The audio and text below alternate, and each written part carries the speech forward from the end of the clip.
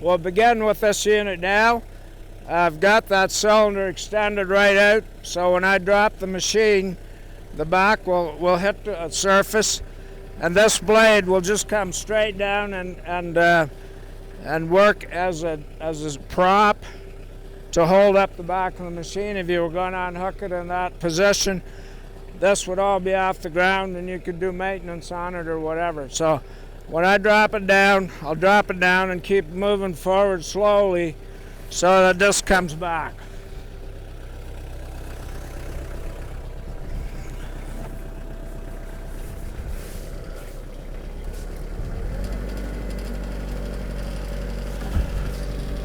And now I'll collapse the cylinder, that top link.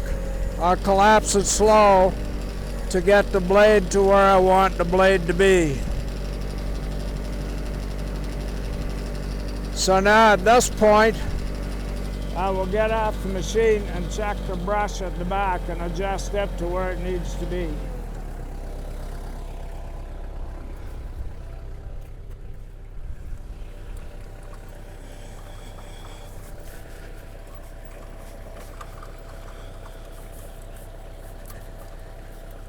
So we want this brush to be touching the surface, but not aggressively moving material. So I'll leave it in this position and try move forward a few feet and see what kind of a finish we're getting with that. So for initial setup, sometimes it requires you to drop it in there, do an adjustment, move forward, and probably do a little bit more adjustment. But once you have it adjusted, then it will maintain that adjustment until you physically change it.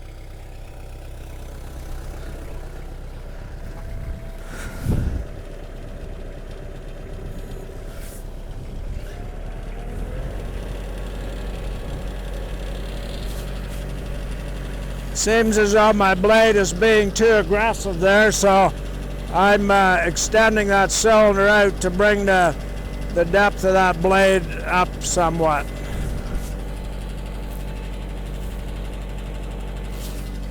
Gonna just check something else on the depth of that machine. Just want to make sure that my machine is setting level with the tractor and I'm not grading deeper on one side than the other. So that looks good. The brush is doing good. The material today is a little bit damp, so you're going to get a little bit more buildup in the brush. If it's drier, it flows through there much easier than that. So we want to be careful today that we're not too aggressive with the brush and are moving a lot of material with it.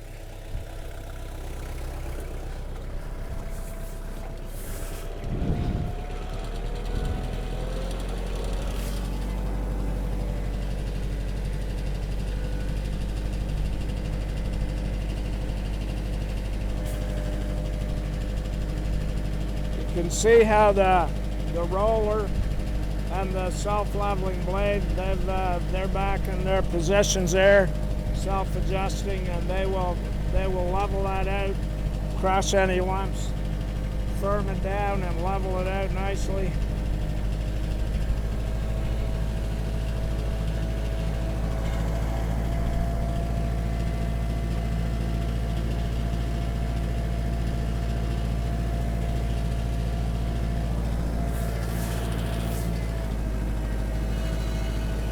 I think I need to check another adjustment here.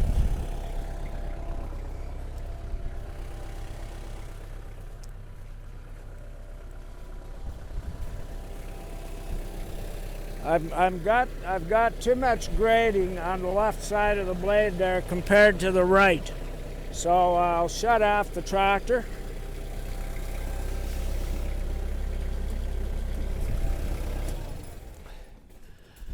Shut off the tractor for safety, and we'll see if we can lower this side. This is your left link here, and so to level your machine, you either raise this side or lower this side. In this case, we're getting too much grading on the left side of the machine, so I want to lower this side just a little bit.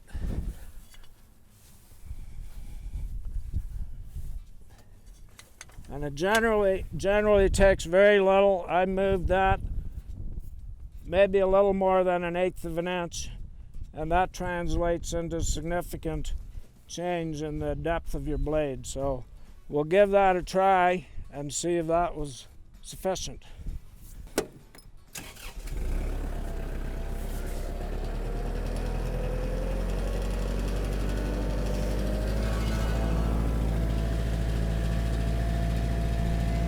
Okay, now that I've got the blade level, I'm going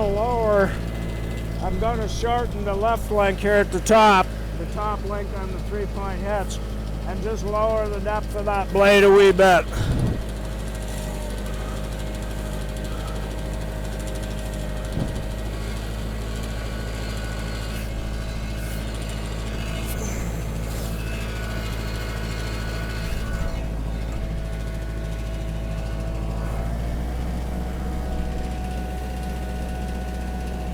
Now if we get that all set to its proper depth, that will maintain that depth all along as we go over this entire infield.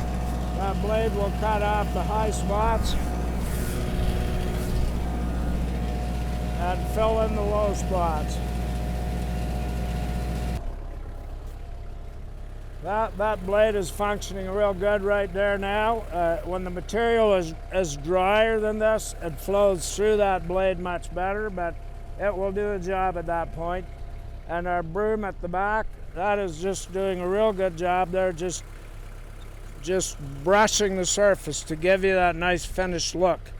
It's not moving material for leveling or anything. It's just purely for an aesthetic look of the surface of your infield.